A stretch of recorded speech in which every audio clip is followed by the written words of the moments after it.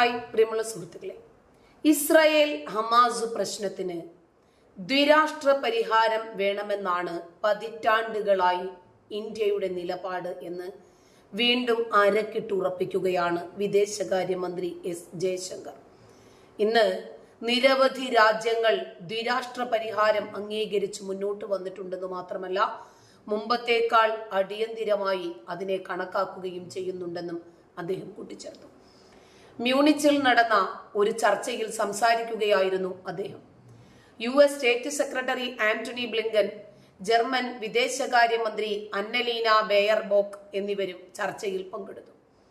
October 7 Israel നഗരങ്ങളിൽ Hamas നടത്തിയ ആക്രമണത്തെ ഭീകരാക്രമണം എന്നാണ് ജയശങ്കർ വിശേഷിപ്പിച്ചത്. അതേസമയം മാനുഷിക നിയമം പാലിക്കാൻ ഇസ്രായേലിന് ബാധ്യതയുണ്ടെന്നും സാധാരണക്കാരുടെ മരണത്തെക്കുറിച്ച് ഇസ്രായേൽ ശ്രദ്ധ പുലർത്തേണ്ടത് അത്യാവശ്യമാണെന്നും അദ്ദേഹം പറഞ്ഞു. ബന്ദികളാക്കിയവരെ തിരികെ കൊണ്ടുവരേണ്ടത് അനിവാര്യമാണ്. ഇക്കാര്യത്തിൽ വേണ്ടത് മാനുഷിക പരിഗണനയുള്ള ഒരു സമീപനമാണ്. ഇതിന് ശാശ്വതമായ ദീർഘകാല പരിഹാരമുണ്ടാകണം. അല്ലാത്ത പക്ഷം ഇതെല്ലാം വീണ്ടും ആവർത്തിക്കുമെന്നും അദ്ദേഹം ചൂണ്ടിക്കാണിച്ചു. ഒക്ടോബർ 7 ഇസ്രായേൽ നഗരങ്ങളിൽ ഹമാസ് നടത്തിയ ആക്രമണത്തോട് തിരിച്ചടിച്ചുകൊണ്ട് ഗാസയിൽ ഇസ്രായേൽ സൈനിക ആക്രമണം തുടരുന്നു.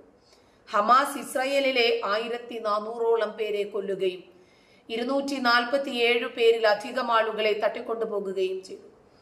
ഇസ്രായേലിന്റെ ആക്രമണത്തിൽ 28,000ഓളം ആളുകളാണ് ഗാസയിൽ ഇപ്പോൾ കൊല്ലപ്പെട്ടത് എന്ന് ഹമാസ് അധികൃതർ തന്നെ പറയുന്ന കണക്കുകൾ പ്രകാരമുണ്ട്. സ്ഥിതിഗതികൾ കൂടുതൽ വഷളാകുന്നതിന് മുമ്പ് ദ്വിരാഷ്ട്ര പരിഹാരത്തിനുള്ള ചർച്ചകൾ ആരംഭിക്കണമെന്നാണ് ഇന്ത്യ അഭിപ്രായപ്പെട്ടത്.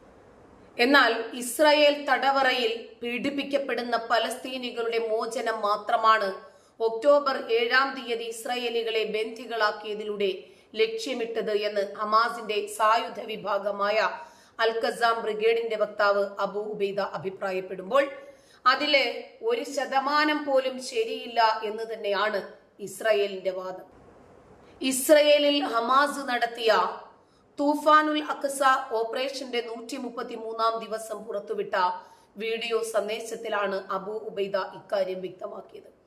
ഗാസക്കാർ അനുഭവിക്കുന്ന ദുരിതങ്ങളെല്ലാം ഇപ്പോൾ ബന്ദികൾ അനുഭവിക്കുന്നുണ്ടെന്നും ഇക്കാര്യം പലതവണ തങ്ങൾ മുന്നറിയിപ്പ് നൽകിയിട്ടുണ്ടെന്നും ശത്രുസേന കാര്യമായി അതെടുത്തില്ലെന്നും അബു ഉബൈദ വീഡിയോയിലൂടെ പറയുന്നു. ബന്ദികൾക്കുണ്ടായ ബുദ്ധിമുട്ടുകൾ ഞങ്ങൾ ഒരിക്കലും ആഗ്രഹിച്ചിട്ടില്ല. മാനുഷിക പരിരക്ഷയും സഹായങ്ങളും ബന്ദികൾക്ക് ഞങ്ങൾ ഇതുവരെ ഉറപ്പുവരുത്തിയിട്ടുണ്ട്. യുദ്ധം ആരംഭിച്ചതു മുതൽ അവർക്ക് സംഭവിച്ചേക്കാവുന്ന പ്രയാസങ്ങളെ കുറിച്ച് പലതവണ മുന്നറിയിപ്പ് നൽകിയതാണ്. പക്ഷേ ശത്രുസേന അത് ഗൗരവമായി എടുത്തില്ല. ഇപ്പോൾ ബന്ദികളെ വരെ അവർ കൊന്നുകളയുന്നു. പലരും രോഗികളും അംഗവൈകല്യം സംഭവിച്ചവരുമായി. ഗാസയിലെ ആളുകൾ അനുഭവിക്കുന്ന പട്ടിണിയും മരുന്നുക്ഷാമവും ബന്ദികളും അനുഭവിക്കേണ്ടി വരുന്നുണ്ട്. ഇതിന്റെ എല്ലാം പൂർണ്ണ ഉത്തരവാദിത്വം ഇസ്രായേൽ നേതൃത്വത്തിന് മാത്രമാണ് എന്ന് അബു ഉബൈദ പറഞ്ഞു. സയനിസ്റ്റുകളും അമേരിക്കൻ വൻ ശക്തികളും നിശ്ചയദാർഢ്യമുള്ള പലസ്തീൻ ജനതയ്ക്കു മുന്നിൽ പരാജിതരായിരിക്കുകയാണെന്ന് അദ്ദേഹം പറഞ്ഞു. കൂട്ടക്കൊലകൾക്കിരയായാലും നമ്മളെ തകർക്കാൻ അവർക്ക് കഴിയില്ലെന്നും മുതിർന്നവരെ ധീരത പഠിപ്പിക്കുന്ന കുട്ടികളുള്ള ജനതയോട് അവർ എങ്ങനെയാണ് തോൽക്കാതിരിക്കുന്നത് എന്ന് അദ്ദേഹം ചോദിച്ചു. പോരാളികളുടെ തലമുറയ്ക്ക് ജന്മം നൽകുന്ന കൻസ ഉമാരുള്ള, കൻസ എന്ന് പറഞ്ഞാൽ ഇസ്ലാമിലെ ഒരു വളരെ പ്രശസ്തയായ ഒരു സ്ത്രീയാണ്.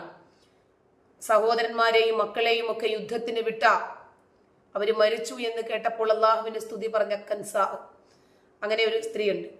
ആ കൻസാവുമാരുള്ള സമൂഹത്തെ അവർ എന്താണ് ചെയ്യുന്നതെന്നും അദ്ദേഹം ചോദിച്ചു. ജന്മനാ പ്രതിരോധിക്കാൻ പഠിച്ചവരെ എങ്ങനെയാണ് അവർ അതിജയിക്കുന്നത്?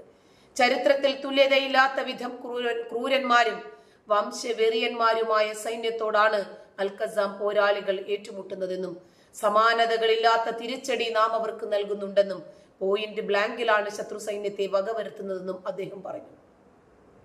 ആധുനിക ലോകത്തെ ദൈർഘ്യമേറിയ അധിനിവേശം അവസാനിക്കുന്നതിന്റെ തുടക്കമാണ് ഒക്ടോബർ 7 നടന്ന തൂഫാനുൽ അഖ്സ എന്ന് അദ്ദേഹം പറഞ്ഞു. കൃത്യമായ ലക്ഷ്യവും പദ്ധതിയും ഉണ്ടതിന്. അക്രമവും അനീതിയും ഇല്ലാതാക്കാനുള്ള ശ്രമങ്ങൾ ഇനിയും പിറവികൊള്ളുമെന്നും അദ്ദേഹം പറഞ്ഞു. ഇപ്പോൾ കാണുന്നതും കേൾക്കുന്നതും പോരാളികൾ ചെയ്യുന്നതിന്റെ ഒരു ഭാഗം മാത്രമാണെന്നും സുപ്രധാനമായ കാര്യങ്ങൾ പിന്നീട് പുറത്തുവിടുമെന്നും അബു ഉബൈദ സൂചന നൽകി. കുടിപ്പകയും ക്രൂരതയും മാത്രം കൈമുതലാക്കിയ ശത്രുവിനെതിരെ ഖസാം ബ്രിഗേഡ് അംഗങ്ങൾ യുദ്ധഭൂമിയിൽ സജീവമാണ്. ഗാസയിൽ നിന്ന് അവസാന സൈനിസ്റ്റും പുറത്താകുന്നതുവരെ പ്രതിരോധം തുടരുമെന്ന് അദ്ദേഹം പറഞ്ഞു. ശക്തമായ നാശനഷ്ടങ്ങളാണ് ശത്രു സൈന്യങ്ങൾക്ക് വരുത്തിവെച്ചത്. രക്തദാഹിയായ ശത്രു സൈന്യത്തെ അവരുടെ ആളുകൾ പോലും വിശ്വസിക്കുന്നില്ല. ലക്ഷ്യം നേടാൻ എന്തു നുണയും പ്രചരിപ്പിക്കുന്ന ആളുകളാണവർ. ഇസ്രായേൽ പുറത്തുവിടുന്ന കണക്കുകൾ മുഴുവൻ തെറ്റാണ്. എല്ലാ കഥകളും വാർത്തകളും പടച്ചുവിടുകയാണവർ. അവർ നുണ പറയുകയായിരുന്നു എന്ന് ആ ജനത പിന്നീട് തിരിച്ചറിയുമെന്നും അബു ഉബൈദയുടെ വീഡിയോയിലുണ്ട്. എന്നാൽ ഈ അവകാശവാദങ്ങളെ എല്ലാം തള്ളി തന്നെയാണ് ഇസ്രായേൽ വാർത്തകൾ മുന്നോട്ട് കൊണ്ടുവരുന്നത്. അതായത് ഒരു തെറ്റും ചെയ്യാതെ, ഒരു കോർക്കലോ ഒരു വൈരാഗ്യമോ ഒരു പിണക്കമോ അതിനൊന്നും ഇടയില്ലാത്ത വിധം സൗഹൃദപരമായി മുന്നോട്ട് പോകുന്നതിനിടയിലാണ് ആ ഒക്ടോബർ 7 ജനിക്കുന്നത്. ഹമാസ് ഭീകരർ ഇസ്രായേലിൽ നുഴഞ്ഞു കയറി അനാവശ്യമായി അക്രമങ്ങൾ അഴിച്ചുവിട്ടിട്ട് തിരിച്ചതിനെ പ്രതിരോധിക്കാൻ ശ്രമിക്കുമ്പോൾ ഇരവാദം പറഞ്ഞ് കരഞ്ഞിട്ട് എന്ത് കാര്യം? ഗാസയിലെ ഖാൻ യൂനിസിലെ അൽ നാസർ ആശുപത്രിയിൽ 5 രോഗികൾക്ക് ചികിത്സ മുടങ്ങിയതിനെ തുടർന്ന് മരിച്ചു എന്ന വാർത്തയാണ് ഇപ്പോൾ പുറത്തു വരുന്നത്. അതായത് ഇവർക്കു വേണ്ടുന്ന, ഹമാസിനു വേണ്ടുന്ന, പലസ്തീനും ഗാസയ്ക്കും ഖാൻ യൂനിസും ഒക്കെ അടങ്ങുന്ന ഈ പ്രദേശങ്ങൾക്ക് വേണ്ടുന്ന ഇന്ധനം, ആശുപത്രിയിലെ സൗകര്യങ്ങൾ, പണം, ഭക്ഷണം, വെള്ളം, തൊഴില്, പാർപ്പിടം ഇതെല്ലാം നൽകിയിരുന്നത് ഇസ്രായേലാണ്. ഇസ്രായേലിനെ അങ്ങോട്ട് കയറി ചൊറിഞ്ഞപ്പോൾ വീണ്ടും അതൊക്കെ കിട്ടണം എന്ന് വാശി പിടിച്ചിട്ട് എന്താണ് കാര്യം? എന്തായിരുന്നാലും മരണകാരണം ഇസ്രായേൽ വൈദ്യുതി ബന്ധം വിച്ഛേദിച്ചതാണ് എന്ന് മാസിന്റെ നിയന്ത്രണത്തിലുള്ള ഗാസയിലെ ആരോഗ്യ മന്ത്രാലയം പറയുന്നു. അപ്പോൾ ഇസ്രായേലിന്റെ ഇന്റർനെറ്റും ഇന്ധനവും ഉപയോഗിച്ചിട്ട് തന്നെ ഇസ്രായേലിനെതിരെ അങ്ങോട്ട് കയറി ചൊറിഞ്ഞാൽ അതൊക്കെ തിരിച്ചു തുടർന്നും കിട്ടും എന്ന് വിശ്വസിക്കുന്നത് തെറ്റല്ലേ? സംഭവം അപലപനീയമാണ് എന്നാണ് ലോകാരോഗ്യ സംഘടനയുടെ പ്രതികരണം. ഇസ്രായേൽ ഡിഫൻസ് ഫോഴ്സ് വ്യാഴാഴ്ച നിരവധി പേരെ കസ്റ്റഡിയിലെടുത്തതിന് പിന്നാലെയാണ് ഖാൻ യൂനിസിലെ ആശുപത്രിയിൽ വൈദ്യുതി ബന്ധം വിച്ഛേദിച്ചത്. വെള്ളം ചൂടാക്കാനോ ഭക്ഷണം പാകം ചെയ്യാനോ പോലും ഉള്ള സൗകര്യം ആശുപത്രിയിൽ ഉണ്ടായില്ല. ഇതിനിടെ 2 ഗർഭിണികൾ ആശുപത്രിയിൽ പ്രസവിക്കുകയും ചെയ്തു എന്ന് അധികൃതർ പറയുന്നു.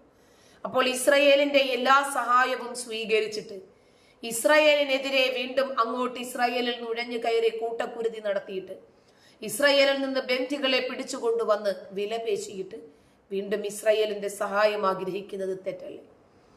ഇസ്രായേൽ മാനുഷികപരമായി ഗാസയിലെ ജനതയ്ക്ക് വേണ്ടുന്ന രൂപത്തിൽ ഷെൽട്ടർ ഒരുക്കുകയും അവർക്ക് വേണ്ടുന്ന എല്ലാ അടിസ്ഥാന സൗകര്യങ്ങളും നൽകുകയും ചെയ്തിട്ട് തന്നെയാണ് യുദ്ധം മുന്നോട്ട് കൊണ്ടുപോകുന്നത്.